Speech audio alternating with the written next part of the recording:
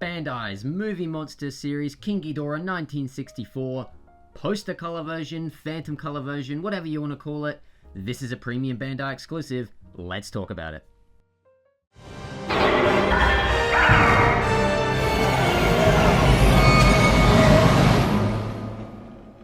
Alrighty guys, brown shipper box, Movie Monster series. I'm going to assume this says King Ghidorah Phantom Colors version 1964 poster version, something along those lines. I've actually gone ahead and already cut open this box, so we should just be able to open it here and get the figure inside.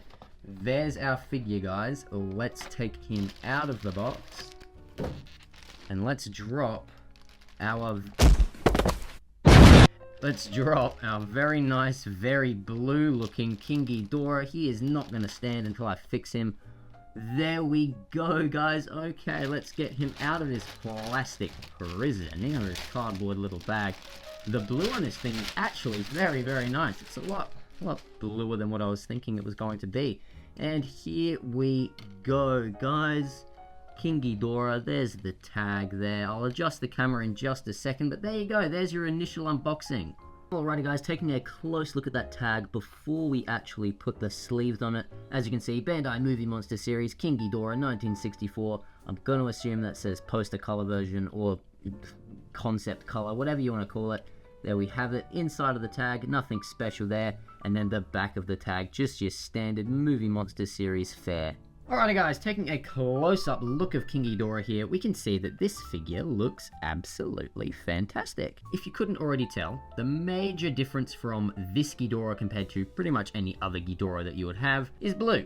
Now, that is done to replicate the poster, I believe, or at least the concept colors for Ghidorah when his wings were supposed to look more like rainbows and whatnot. And I think that's very, very cool. It's a very cool concept, and I'm glad that Bandai finally made that a figure, really. So bringing Ghidorah close to the camera, guys, we can see those details are really, really nice. Now, we've seen this figure before in that Bandai Dream 5 set. If you've seen that on the channel, thank you so much for watching that video, guys. That one was a really weird one for me to do. I don't normally do Bandai figures, but I've got a bunch of them, so we might as well do some of them while I've got them, right? So looking at Ghidorah, tail, very nice, very well detailed. No paint on this thing at all, though, just all blue here.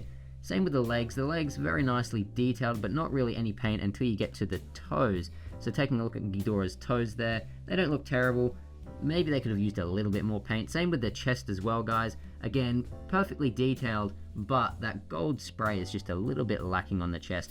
At least that's not, not the same for the underside of the necks here. The underside of Ghidorah's necks, very nice, very gold. There's not really any missing paint there, except, maybe on the very, very edges there, but it's hardly noticeable. That's very, very cool. Now, Ghidorah's head's absolutely incredible, guys. This figure has a very nice sort of detail, very nice look for the heads of Ghidorah, very Showa-esque, very Showa accurate, which I appreciate. That's very, very cool. Now, the paint on the teeth here, this is a Bandai vinyl figure, so I wasn't expecting the best paint, but it's actually very, very clean, and I think that is very nice. I'm very glad that this figure, especially for being a premium Bandai figure, it does have some clean paint application, at least on the teeth and on the eyes. However, on those manes, if you guys can see carefully there, I'll try to bring Ghidorah a little closer to the camera. Some of these manes are missing some paint on them, like you can see that here, you can see it on this bit here, and the major one being on Ghidorah's left head here. There is a huge splotch of paint just missing right there. Now, you could argue that that was done to blend the paint into the figure, but in my opinion, that's just some messy painting. And for a premium Bandai figure, that's rather inexcusable, and the same can pretty much be said for the wings here. Despite them looking very, very cool, you've got that flat blue that the figure was cast in. We'll pop the leg off in just a second to show you that, but that flat blue that the figure was cast in, and then the gold spray paint, very, very messy. It's not blended very well. Now, I don't think it was supposed to be, but the fact that it is sort of missing right here on the wing, that is a little bit annoying. It just kind of stops, and it's very thin there. It's not great. At least that sort of burgundy red sort of color at the end there, the tip of Ghidorah's wings, that's very nice, and that does transition very, very well. Now, that's all you've got for paint, and pretty much all you've got for detail. We've taken a closer look at the figure. We've looked at the paint. The only other thing to talk about is the articulation, and this figure only has 2 points. So the legs, both of them go 360, And that's about all you get for Ghidorah here. Now, it's not the end of the world, but I do know some of the older Bandai Ghidorah figures, they do have articulation in the wings. Now, you can see that the cut in this is a bit oval shaped, so don't think articulation in the wings was ever going to happen. Maybe we could have got something in the tail there, but we definitely at least could have gotten some sort of swivel at the base of the necks there. If you could, swivel Ghidorah's necks out like that, that would be very nice.